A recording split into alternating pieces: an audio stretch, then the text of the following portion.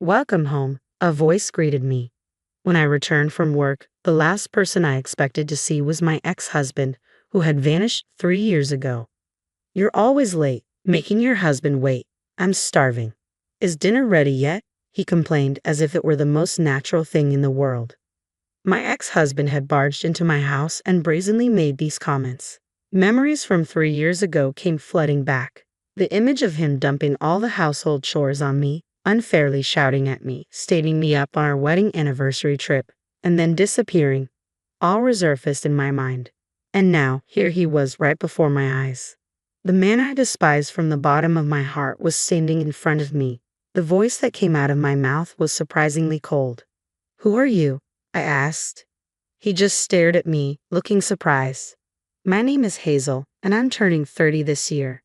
These days, I lead a peaceful life as a company employee, but I have a past. A past involving my husband, Steve, whom I married when I was 25. I met Steve through a friend's introduction. He was a salesperson with a manly character, the exact opposite of my quiet and reserved self. I was drawn to him because he had qualities I lacked, and so we started dating. In the second year of our relationship, I accepted Steve's marriage proposal. After we registered our marriage, we began our married life in an apartment that my parents gave us as a wedding gift. Everything seemed fine until then. However, after getting married, Steve's attitude changed drastically. During our dating period, he spoke kindly to me and gave me presents. But after marriage, he stopped all of that. Despite both of us working, he made me do all the housework. He left his dirty laundry everywhere, scattered trash around, and didn't even thank me for preparing meals. He refused to do even minor chores like taking out the trash. After living with him for about a month, I reached my limit and decided to talk to Steve one day. "Hey Steve, we're both working. Can't you help a little with the housework?" I asked. Steve sighed as if he were tired. "You know we're married, right, Hazel?" "Yeah, but it's common sense that the wife does the housework after marriage." I couldn't hide my surprise at Steve's outrageous words. "That's not true. These days, it's common for both parties to share the workload." "What? You want your husband to work at home too?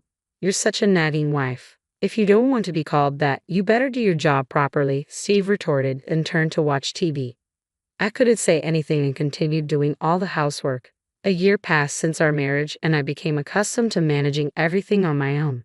Steve began saying he was busy with work, coming home late, and even working on weekends.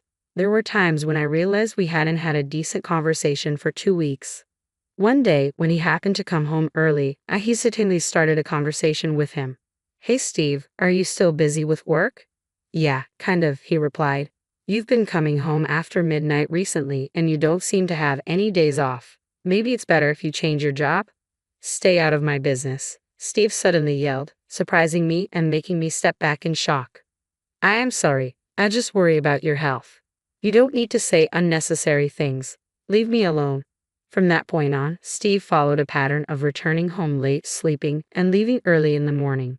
We hadn't done anything together for months, like going out on weekends.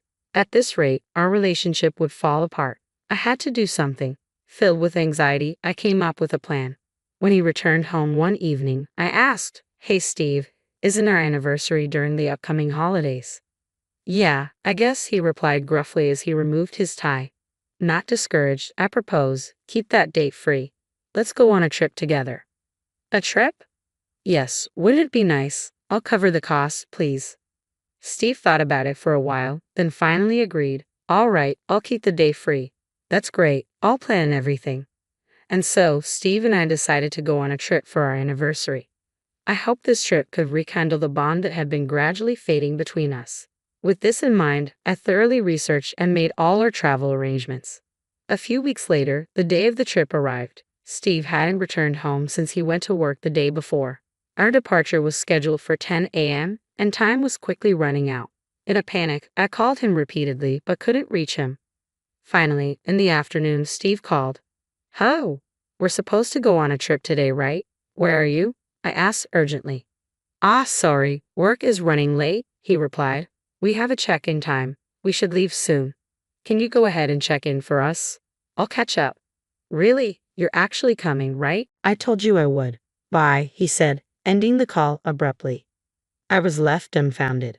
The check-in time was approaching, and I needed to leave immediately. I had hoped to check in with Steve and explore the area together after arriving, but despite my hopes, I headed to our destination alone. When I checked into the hotel, they seemed surprised to see me alone. Naturally, as I'd made a reservation for two, I explained that my husband would be arriving later and was then shown to our room. Outside the window, it had started to rain, as if reflecting my feelings.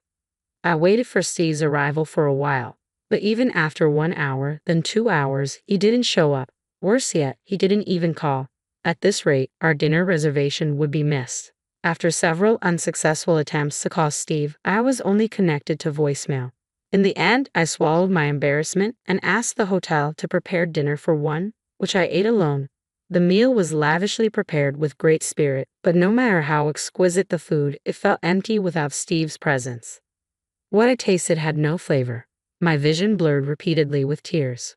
When the hotel staff asked what to do with the cake adorned with a happy anniversary plate, all I could say was, "Please discard it." That day, I ended up staying at my travel destination alone. Although I had a sightseeing tour planned for the next day, I canceled it and hurried home. At that time, I thought something might have happened to Steve. "I'm home. Steve, are you back?" I called out as I entered the house. The room was silent, with no sign of anyone. I dropped my luggage and glanced at the dining table. There, I found divorce papers signed by Steve and our wedding ring. "What? What is this? What is going on?" I exclaimed. I searched for a letter but found nothing. Looking around the house, it was clear all his belongings were gone. Everything had been moved out. Stunned, I could only sit down on the spot.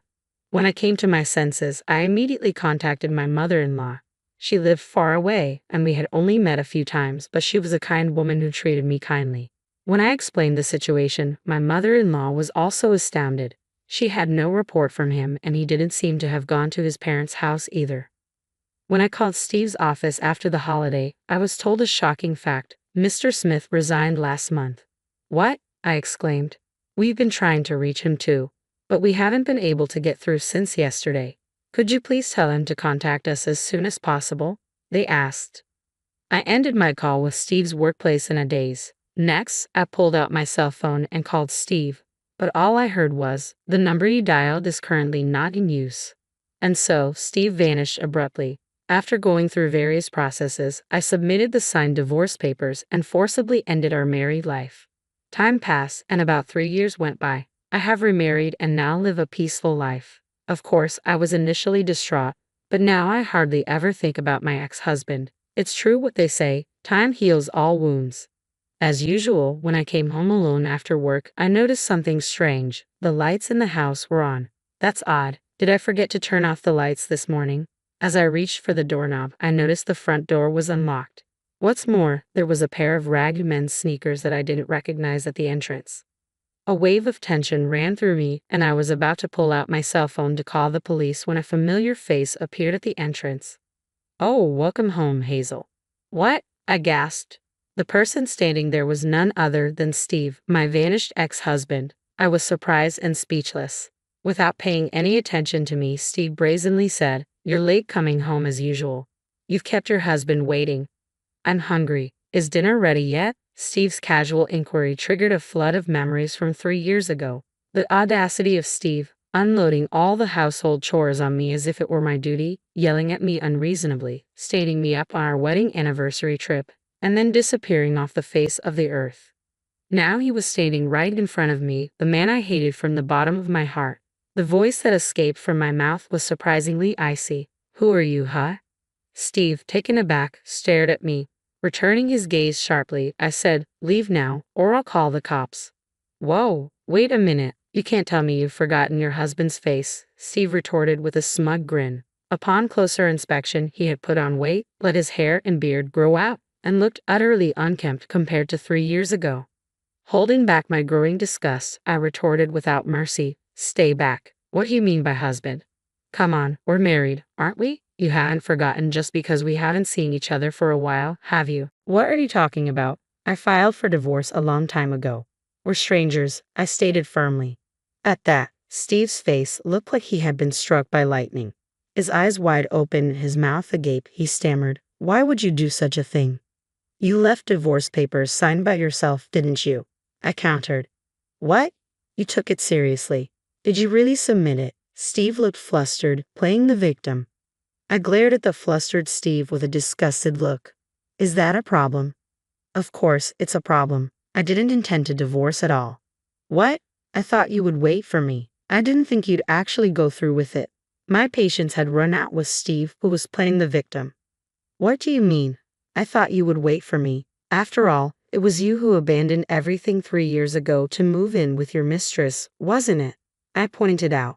When I said that, Steve once again looked astonished. Soon after, he disappeared. I hired a private investigator to locate him half a year after he left. The investigator found him, and the report I received was beyond imagination. About 6 months before he disappeared, he had been having an affair with a coworker. Apparently, their relationship was an open secret at the office. In the end, he and the other woman quit their jobs and started living together in the neighboring state. Upon hearing this, I immediately filed for divorce. My love and affection for him were completely exhausted. I had been living, trying not to recall the past, yet now he appears before me, even having the audacity to barge into my house. I deeply regretted not having changed the locks. No, Hazel, you got it all wrong, Steve pleaded. What's there to misunderstand? I've gathered all the evidence through a PI. Go back to her, I retorted angrily. That's not possible. We broke up. We've been fighting a lot recently. I don't care about her anymore. Hazel, you're the only one for me. My ex-husband pathetically clung to my arm. I shook him off, my face full of disgust. I've told you, you're not my husband. How dare you dictate to me, a stranger to you? I only love you, right? Let's start over our married life. Let's go to the city hall now and reapply for our marriage certificate. Come on, let's get moving. Steve tugged at my arm. This is hopeless. He's not understanding a word, I thought. Just as I took out my cell phone to call the police, the front door swung open. Who might you be? Let go of her, a commanding voice interrupted. Steve, taken aback, slackened his grip. I instantly ran towards the source of the voice. What the? Who are you? Steve asked. My husband, I replied, clinging to my returning husband. He gently soothed me and addressed Steve in a low voice. You're Steve Smith, right? Hazel's ex-husband. Yes, that's me, Steve replied, bewildered. But you, her husband, son. Steve doesn't comprehend the situation, so I'll lay it out for him, my husband said firmly. I've been remarried for a while now, which is why I've been telling you that you're a stranger. My new husband, John Collins, is a colleague from work. Apparently, he has been interested in me since we joined the company. At first, he gave up because I was married, but once he learned of my divorce, he started to make his move. Initially wary of men, I didn't accept his feelings. However, as I got to know John's earnest and sincere character, I gradually let him in. Upon hearing my circumstances, John looked me in the eyes and said, I will never leave you alone, Hazel. I promise to protect you for the rest of my life.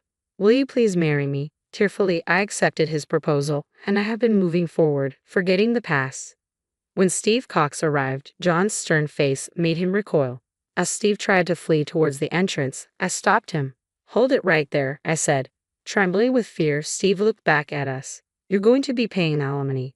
It's not beyond the statute of limitations yet, so you will pay for your infidelity.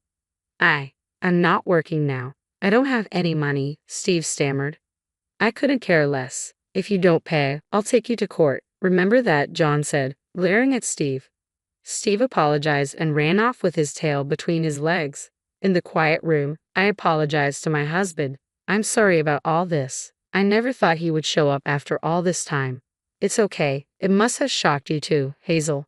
From now on, let me know if something happens. I'll protect you with everything I've got, John said, embracing me. Later on, it seems Steve returned to his parents' home. My former mother-in-law contacted me and agreed to pay the alimony in one lump sum. According to her, Steve will now work off his debt to her by toiling away on their family farm. I do hope the proud and selfish Steve changes his ways and works honestly, but I never want to be involved with him again. Learning from this experience, I moved to a new apartment. In fact, I recently found out that I am pregnant with my current husband, who is truly happy about my pregnancy. I'm sure we'll be able to build a happy family.